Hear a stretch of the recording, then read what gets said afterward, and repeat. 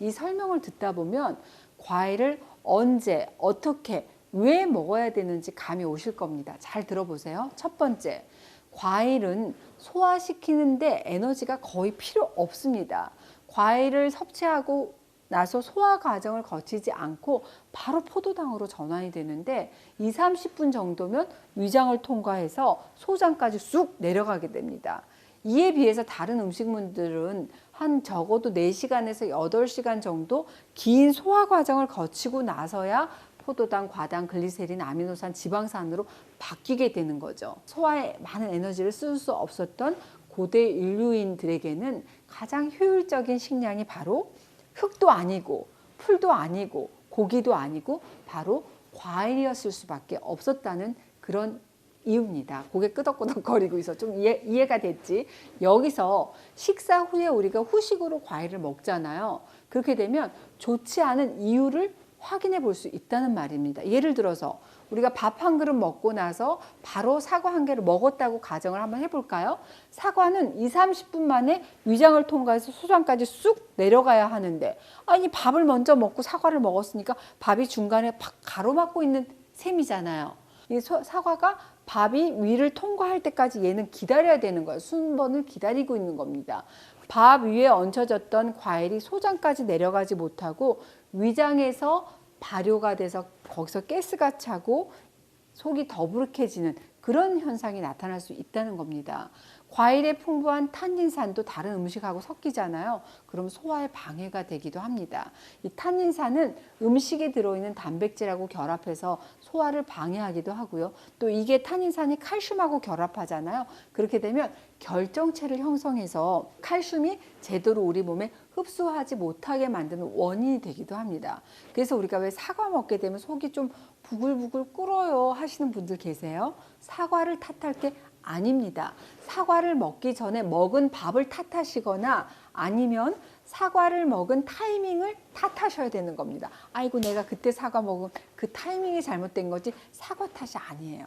그러니까 과일을 먹는 타이밍은 식전도 아니고 식후도 아니고 위장이 비어 있을 때 배고플 때가 먹는 타이밍이라는 거 꼭 기억하셔야 됩니다. 그렇게 먹어야지 소화 흡수가 잘 되고 또 우리 몸에도 가장 좋다고 말씀드릴 수 있어요.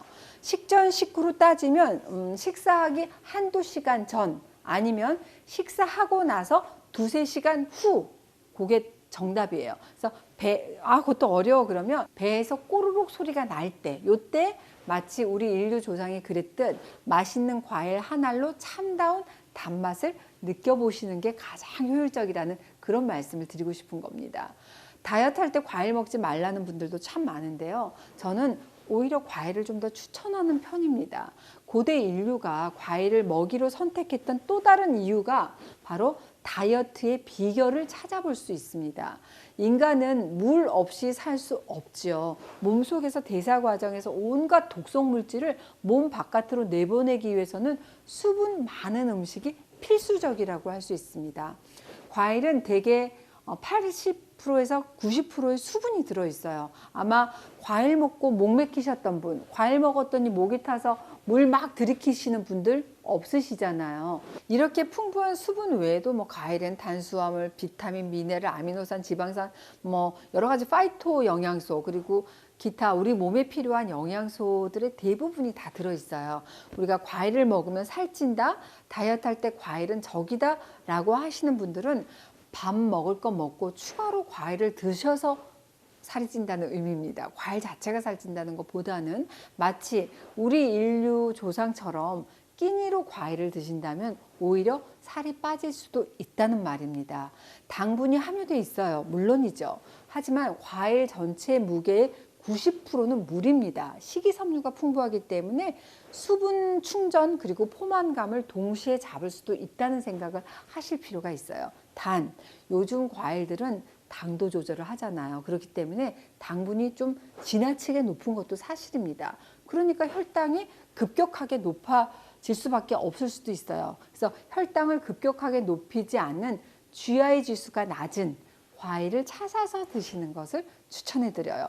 그 GI 지수가 낮은 것들에 대해서는 제가 별도로 영상이 있으니까 참고하시면 좋겠고요. 밥 대신 과일 드시라는 게 제가 원푸드 다이어트 하시다 이런 얘기는 아닙니다. 과일도 색깔별로 다양하게 화려한 색깔의 과일을 드시는 게 좋습니다. 나는 밥도 과일도 다 먹을 거야. 그러신 분들 계실 거예요. 그러시면 식사하기 한 10분에서 20분 전에 과일 하나 드시는 거 추천해 드려요. 단맛이 나는 과일을 먼저 먹게 되면 포만감이 있잖아요. 그렇기 때문에 과식할 수 있는 위험성을 줄여주고 또 수분과 식이섬유가 충분하게 과일에 들어있잖아요. 그걸 먹는 거잖아요.